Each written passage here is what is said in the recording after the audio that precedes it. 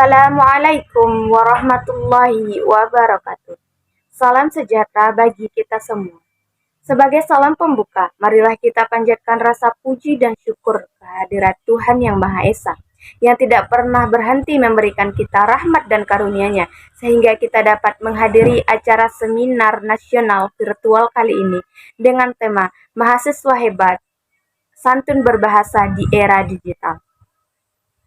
Rasa ungkapan terima kasih dan yang terhormat diucapkan kepada Bapak Profesor Dr. Andes Haji Janafri MPD PhD selaku Rektor Universitas Negeri Padang, Bapak Profesor Dr. Ermanto SPD MHum selaku Dekan Fakultas Bahasa dan Seni, dan kepada seluruh audiens yang menyempatkan hadir pada seminar kali ini. Hadirin yang saya hormati, pada kesempatan kali ini, marilah kita niati untuk mendapatkan ilmu, supaya segala sesuatu yang kita lakukan menghasilkan manfaat yang lebih baik. Hadirin sekalian, komunikasi merupakan suatu hal yang tidak dapat dipisahkan dari kehidupan kita. Komunikasi harus memiliki pesan yang berkualitas, bukan hanya dari banyaknya pesan yang disampaikan, namun harus memenuhi standar kualitas kesantunan berbahasa. Kesantunan berbahasa sendiri adalah hal yang memperhatikan bagaimana kita dalam berbicara terhadap orang lain, baik secara lisan maupun secara tulis. Maka sewajarnya lah kita menggunakan kesantunan berbahasa di dalam berbicara. Adapun salah satu wujud dari kesantunan berbahasa adanya wujud penghormatan terhadap seseorang dalam berbicara. Hadirin sekalian, sopan santun berbahasa disebut juga dengan tata krama berbahasa atau etiket berbahasa. Dasar terciptanya sopan santun berbahasa adalah sikap penutur kepada mitra tutur yang terwujud dalam penggunaan bahasanya. Adapun contoh yang mudah kita lihat dalam media sosial online. Media sosial online merupakan media yang didesain untuk memudahkan interaksi sosial media yang bersifat interaktif dengan berbasis teknologi internet. Di era internet ini, jenis media sosial online sangat beragam. Salah satunya yang paling populer adalah Facebook, WhatsApp, Twitter, Telegram, dan lain sebagainya. Dalam media sosial tersebut, ada banyak sekali ucapan yang tidak sesuai dengan kesantunan berbahasa. Salah satu contohnya adalah ada banyaknya singkatan kata dalam berbahasa. Hal ini sering kita temui di berbagai media sosial, terlebih lagi kepada remaja yang seringkali menggunakannya di dalam percakapan. Hal tersebut merupakan salah satu contoh adanya ketidaksantunan dalam berbahasa. Selanjutnya adalah mudahnya orang-orang berkata kasar di media sosial. Hal ini tentunya sangat tidak sesuai dengan kesantunan berbahasa yang diajarkan. Komunikasi yang baik adalah komunikasi dengan menggunakan kata-kata yang sopan dan baik, sehingga tidak menyinggung perasaan orang lain.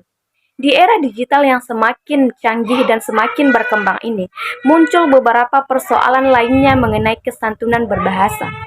Salah satu contoh lainnya adalah dengan banyaknya berita-berita hoaks yang menyebar begitu saja.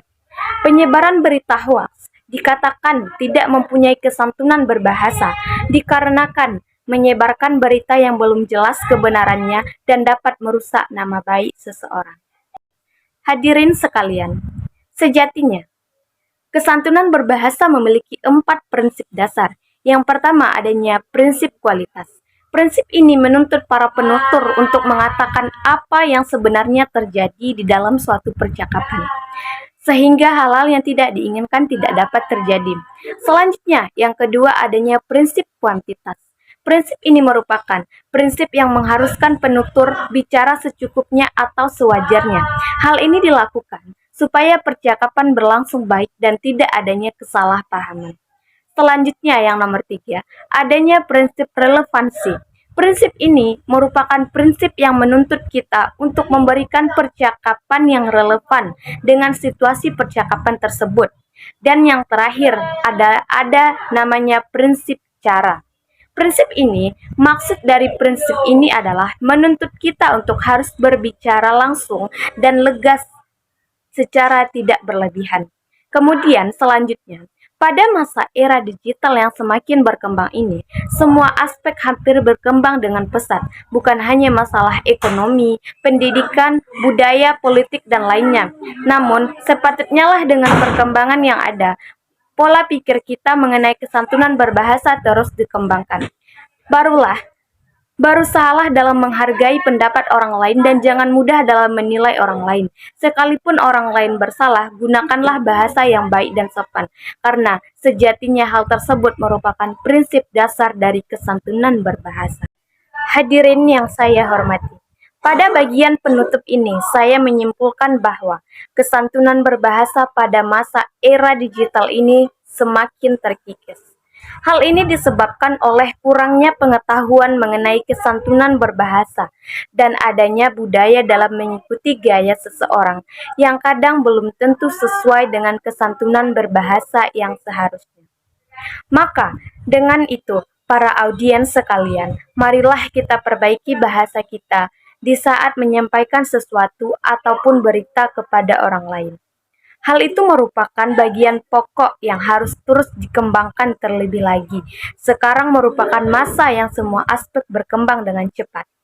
Kesantunan berbahasa bukan saja dalam hal menggunakan bahasa yang sopan, namun juga perlu memperhatikan bagaimana seharusnya bahasa tersebut diucapkan.